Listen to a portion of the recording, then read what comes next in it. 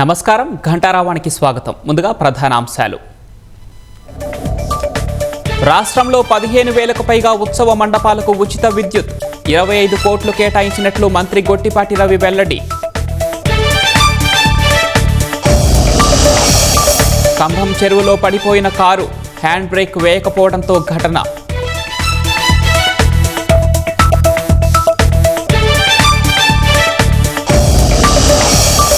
మల్లవల్లి పారిశ్రామిక వాడలో కొత్త వెలుగులు, కూటమి సర్కార్ చొరవతో తిరిగొచ్చిన పరిశ్రమలు.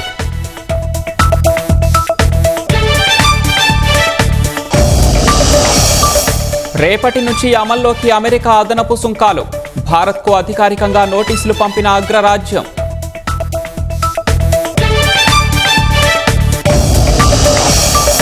అమెరికా సుంకాలపై ఇవాళ ఢిల్లీలో కేంద్రం కీలక సమావేశం. భారత్ ఎగుమతులపై పడే ప్రభావంపై ప్రధానంగా చర్చ.